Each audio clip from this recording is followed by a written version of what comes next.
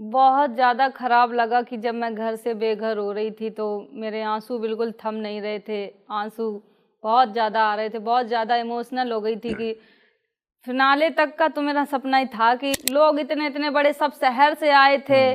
तो कहीं ना कहीं मैं उनके आगे बहुत छोटी थी, मेरी उनके आगे बहुत छोटी इमेज बन गई थी कि ये गांव से है, इसको क्या पता है कौन है। कभी किसी मुझे ने कुछ रणबीर कहा? भैया ने यहाँ तक कि ये भी बोला था कि ये गांवटी मुर्गी है, इसको लगता होगा इसको बहुत लोग देखते होंगे। कृतिका भाभी क्या कर रही हैं उसमें, उनसे तो अच्छा मैं ही कर रही थी। सबको हंसा रही थी, सबसे बड़ा काम कर रही थी हंसाने का। लोग मुझे देख के हंस रहे थे।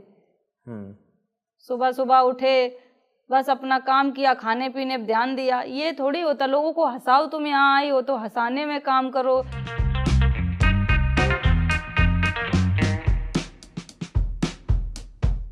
हेलो एंड वेलकम टू सोशा। माय नेम इज राग साइकिल और आज मेरे साथ हैं शिवानी कुमारी, जो अभी बिग बॉस OTT 3 से इविक्ट हो चुकी हैं। Thank you so much Shivani join करने के लिए। कैसे हैं आप? मैं अच्छी हूँ, आप कैसे हैं? बहुत अच्छे। फिनाले से इतना करीब, जस्ट कुछ दिन पहले आप इविक्ट हो गई, कितना बुरा लगता है?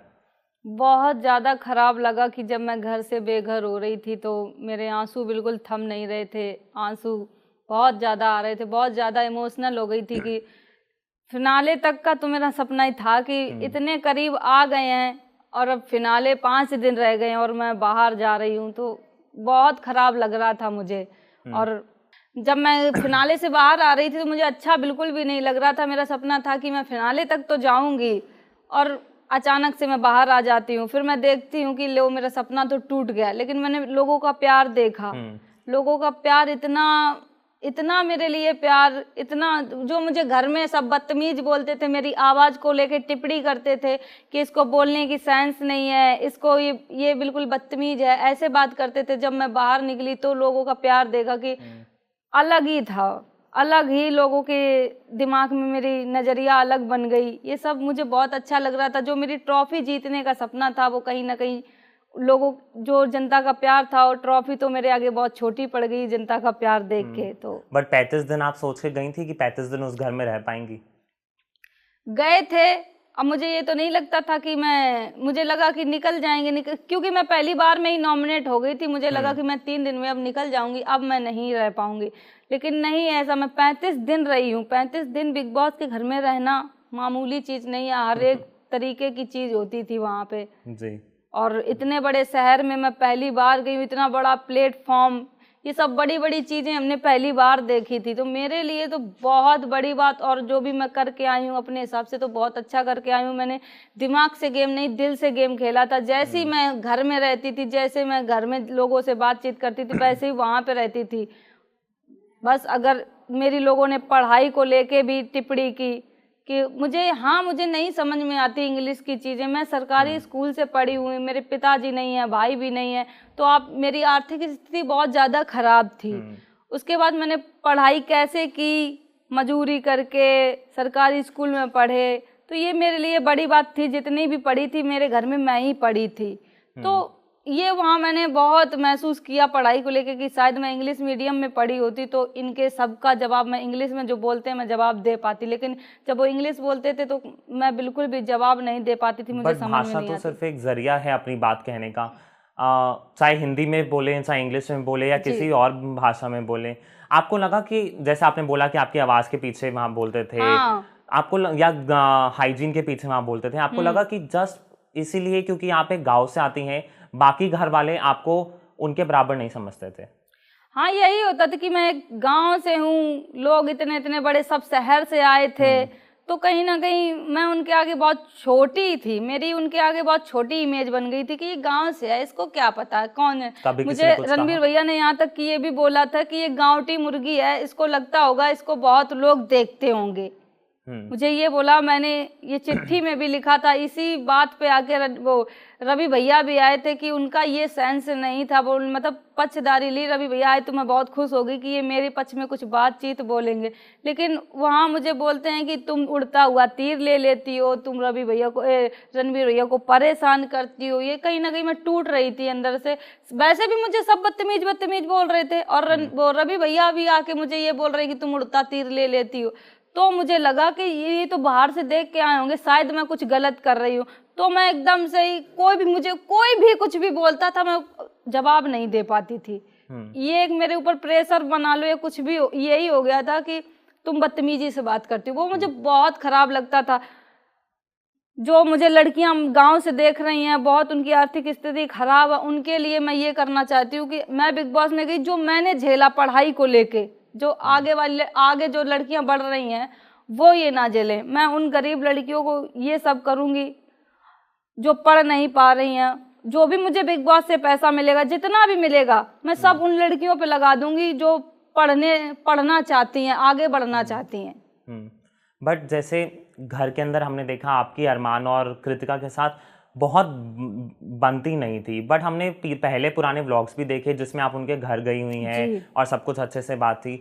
क्या लगता है कि क्या उस घर में ऐसा हुआ जिसकी वजह से एक अरमान और कृतिका से आपकी उतनी बन नहीं पा रही? पहली बात तो अरमान भैया गए थे तो मैं बहुत खुश हो गई थी कि अरमान भैया आ गए हैं, इनसे तो, ये तो मेरे भाई हैं, इनसे तो बना के ही चलेंगे, ये तो मुझे बहुत सपोर्ट करेंगे, अगर कोई गलत होगा तो गलत का गलत, सही का सही कहेंगे।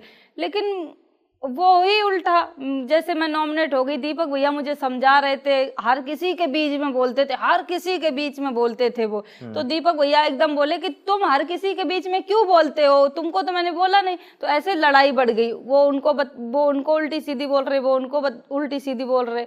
और मुझसे पूछते हैं अरमान भैया कि बता शिवानी मैं गलत हूँ या सही। मैंने कहा तुम गलत हो, तुमने बीच में क्यों बोला। तो मुझे वो दोगली ओगली बोलने लगे कि ये दोगली है, देखो रंग बदल गई, ये भाई मानती थी, ये ऐसे। अब गलत का मैंने गलत बोल दिया तो मैं दोगली हो गई थी। बट अरमान के रिश्ते पायल और कृतिका के साथ जो हैं उस पर भी कई सवाल उठाए गए। आप उनके घर तक गए हुए हैं, आप उनको भाई बोलते हैं। आपको सिंस आप सॉर्ट ऑफ उनके परिवार से आते हैं, आपको क्या लगता है कि कृतिका और पायल के बीच में जो इक्वेशन है वो कैसी है?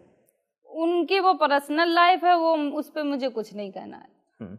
बट आपको लगता है कि अगर जैसे आप बिग बॉस के घर में आप यहाँ तक आई, आपको तरह तरह की बातें बोली गई पहले से अब तक, आप एक एग्जाम्पल सेट कर जा रही हैं, बाकी लड़कियों के लिए एक प्रेरणा बनकर जा रही हैं? हाँ जी, मुझे लड़कियां देखी हैं, 35 दिन रहे हैं, ये बहुत बड़ी बात है। कुछ ना कुछ तो लड़कियां सीखी होंगी जो गांव में रह रही हैं, मुझे देख रही हैं।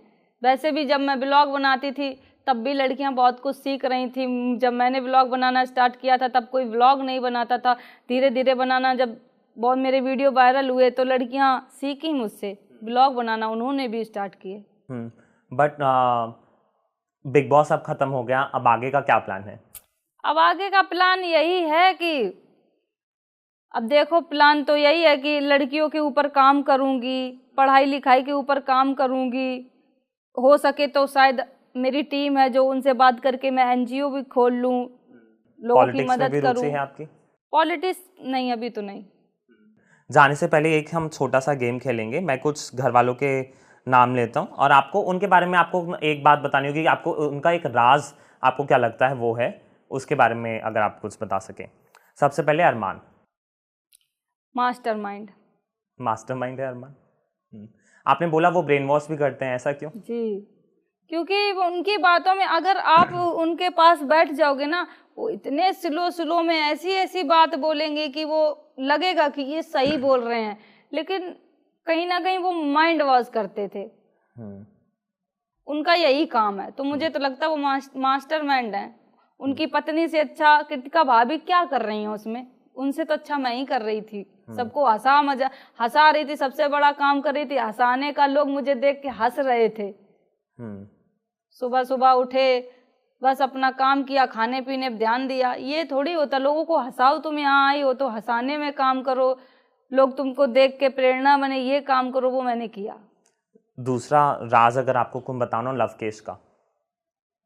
लवकेश भाई वो भी हंसी मजाक में बहुत आगे हैं, हम लोग की बहुत हंसी मजाक तो होती थी। आखिरी रणवीर जी का। रणवीर भैया भी ठीक हैं, अच्छे हैं वो भी। ठीक है, बहुत बहुत थैंक यू शिवानी, बात करने के लिए बहुत अच्छा लगा। All the best. Thank you.